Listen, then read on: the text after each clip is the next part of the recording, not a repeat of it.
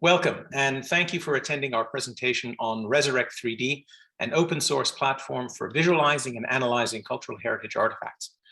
First, I'd like to introduce you to my fellow presenters. Yuhao, Assistant Professor of Computer Science at the University of Rochester.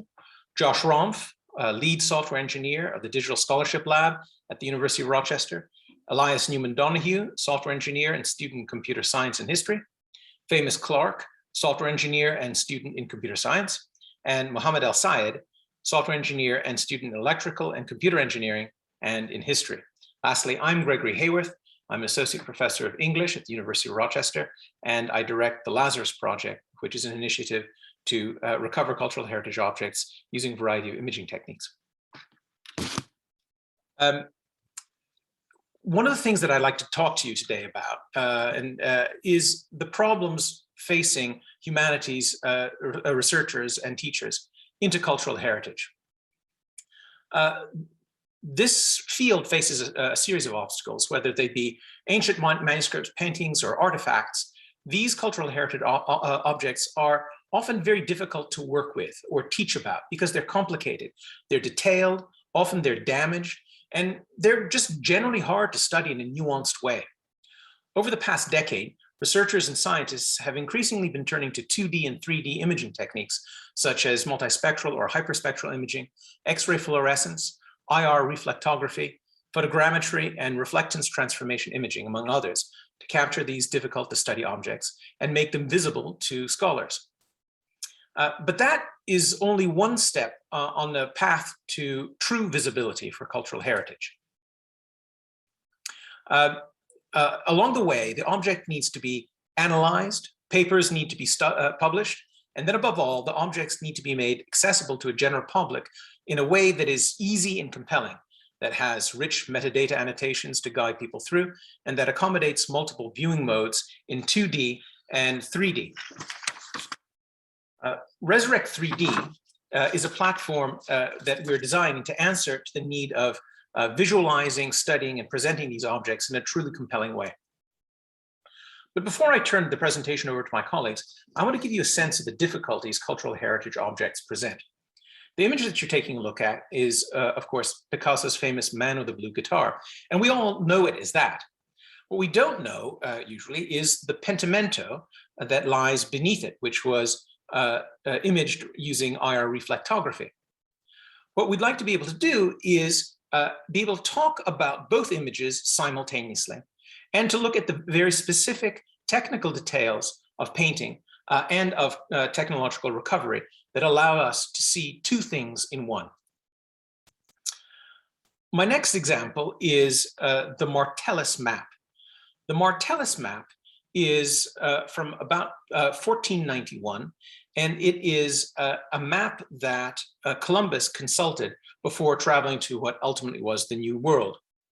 It's at Yale's Beinecke Library, and today it exists in a state that is, well, basically illegible. It looks like a large sand dune. Several years ago, the Lazarus Project imaged the map in tiles and image processed it very specifically. We imaged it multispectrally. And what the images that you're seeing are of one of those tiles, which is the lower right-hand frame, which describes what's in that map. And you can see the benefit of multispectral imaging. What the general public cannot do, and scholars couldn't do, is to look at the map under various bands and processing versions, to be able to transcribe the entire thing and talk about its relationship to other objects, like the Valzemelin map, which is the first map to mention the word America. And this is another example of a complicated, difficult to study object, which Resurrect3D addresses. So having given you these two examples, I'd like to turn the rest over to my colleagues. Thank you very much. There are a range of existing 3D visualization platforms out there. Perhaps the most famous one is Sketchfab, and then there are also Voyager from Smithsonian and 3D Viewer from Zayak. With all these existing visualization platforms in mind, Resurrect3D is not reinventing the wheel. Here are a set of principles that we had in mind that differentiate Resurrect3D from existing systems. First of all, Resurrect3D is a completely open source tool built from open source libraries. Researchers and institutions can essentially take our code and instantiate their own version to provide custom visualization services. And in that way, they can also control the data, which is of critical importance to the cultural heritage community. Resurrect3D is also portable across different platforms, such as desktops, smartphones, and we have limited and ongoing support for AR and VR. And this is all due to the use of modern web technologies, which allows us to provide very similar user experience across different platforms. And so users don't have to refamiliarize themselves when porting to a different system, which is typically the case if the application was developed using native libraries. Resurrect3D also is built with cultural heritage domains specifically in mind, which means we support a range of different data modalities unique or specifically used by cultural heritage domains, such as hyperspectral imaging. We also provide cultural heritage specific rendering and analysis tools, which we'll show you a little bit in a few slides. Finally, and perhaps the most importantly, we provide a set of flexible programming interfaces that allow expert users to design custom tools. And these tools could be either shading tools that allows users to visualize a model in a way that's different from the default shaders in Three.js, for instance. These tools could also be analysis tools, statistical analysis, and image processing tools to process a 3D model specific to cultural heritage artifacts. For instance, principal component analysis is typically used by experts to analyze hyperspectral image data. And that kind of tool is something that expert users can easily extend and integrate into Resurrect3D through our programming interfaces, which I'll show you in a few slides. So now let me quickly go over the overview of the Resurrect3D systems architecture. Resurrect3D is built on top of the classic client-server architecture, where the server is built using Express.js on top of MongoDB, and the client side is built using React as the UI layer and Three.js as the rendering layer, with limited support for WebXR to support AR/VR interactions. What's really interesting in terms of the system architecture is how the server and the clients communicate with each other. For any initial communication between the client and the server, between a client and the server, is done through the REST API, which provides high bandwidth, which is necessary for downloading the initial model, which is typically of large size. Any subsequent communications, which are mostly initiated from interactions, they are communicated through WebSockets, which provide low latency communications. And one classic example is if the teacher wants to share the state, the current rendering state, to students. The rendering state is typically of small data size, such as a few measurement and annotations, and these small data are communicated through WebSockets using in real time. So this is how the basic UI looks like, where the left panel is a set of the annotation and cultural heritage tools that we'll talk about, and then the right panel is the main visualization window. Our development cycle is divided into two main phases. The first phase focuses on functionality, where the users would describe what they want to us without really specifying how the UI should look like. And then we quickly prototype a system and provide a demonstration to the users, who then iteratively refine the functionality with us. When the functionality is finalized, we then move into the second phase, where we focus on the UI. There, again, we quickly provide a prototype, and then the users help us continuously assess the effectiveness of the UI, including the ease of use and the responsiveness. And the second phase iterates until the UI is finalized. I'm now going to walk through a few of the tools that our application offers users. Our platform supports a variety of material editing and relighting tools. Depending on the specific needs of the user, a plain model with standard shading may not be ideal for presentation. But with our tools, users can fine-tune the material properties and lighting to get the display exactly how they want it. Here's an example of relighting and material editing applied to a wax seal. The features that are barely discernible in the original model on the left become successively clearer as more tweaks are applied. Another feature our platform supports is iDome lighting, which is a shading method commonly employed in cultural heritage to clarify features or other points of interest. Here you can see an example of the method applied to a mesh of a graffito in an Italian villa. The feature of interest, which is scrawled into the surface, is barely visible with standard shading on the left, but becomes instantly recognizable when EDL is applied, as it is on the right. We also support user-added measurements and annotations, which can be used as scientific or presentation tools. The former, the measurements, allow scholars to document geometric properties of objects that are too fragile to be physically measured, while the annotations allow this information and anything else of interest to be saved in a persistent note that appears in world space on the model. You can see an example of that here with the Hunt Lennox globe. Here's a note of point of interest on the actual item. And these notes are implemented with a combination of React UI components and Three.js rendering, where screen space coordinates are projected to world space for calculations, then reprojected to screen space for dynamic user interaction as the camera navigates the screen.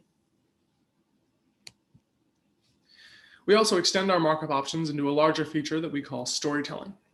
This allows multiple annotations, measurements, and material and lighting settings to be chained together in sort of a 3D PowerPoint. These stories can be saved for reproduction by another user, or presented seamlessly as a guided tour with a camera interpolation between points of interest, or even interrupted between actual points depending on the user's needs. Now I'm going to talk a bit about the customizability of Resurrect3D. This largely comes in two forms, the use of custom shaders and custom image analysis tools. So why expose functionality for creating custom shaders? Well, there's lots of creative shading techniques to reveal artifact details that have been developed in the cultural heritage imaging field. It's impossible and unnecessary to support all of these in one system. And these requirements may vary by users and developers. One solution that we propose is providing a programmable interface for developers to implement application-specific custom shaders. And behind the scenes, this leverages Three.js's capability of directly integrating GLSL shaders. So this allows developers to focus on shader design without worrying about how it's ultimately integrated into the bigger context of the application and how it shows up in the UI, as well as its interactions with the users. So we do provide some automatic UI integration for this. This is just a quick example of the programming interface that we've set up. So essentially, you write a function that takes a Three.js instance. We then return a promise, and the promise would allow for either asynchronous or synchronous code to be called. So the reason why we chose this pattern is because you can load, say, a vertex shader or a fragment shader from a CDN or a server. And you can also capture your uniforms in an asynchronous manner, but it can also be called in a synchronous fashion. So you get the best of both worlds. And this way we sort of abstract away a lot of the details.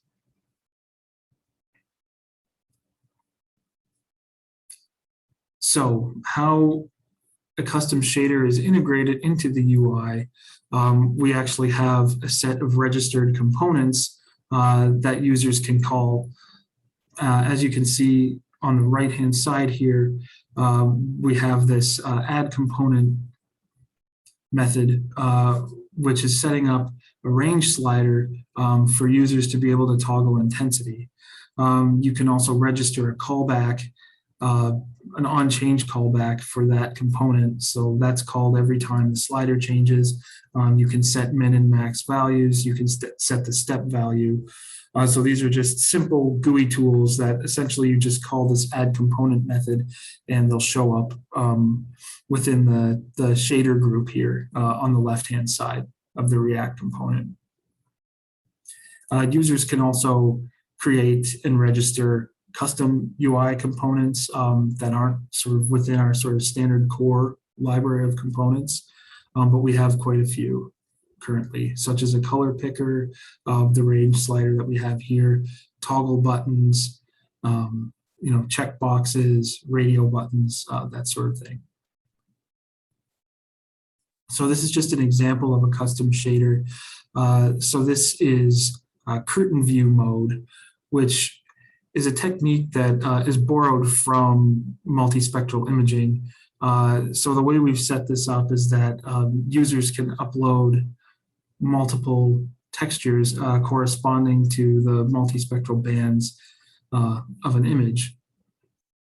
And so we can render, variable number of spectra here. And then based on the integrated tools, the user can essentially change the sections that they're looking at, move the cursor around the object and reveal the different sections based on the multispectral textures.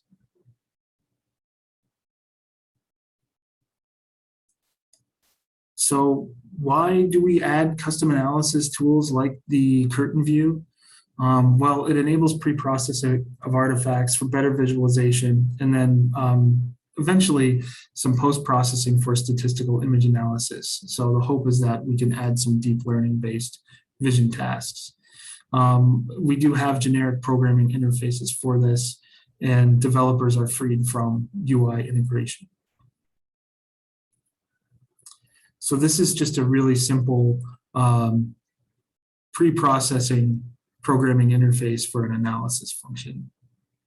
So again, you have a 3JS object or a 3JS group, and we're using the promise pattern. So you can do any sort of asynchronous programming and then resolve the finished 3JS object.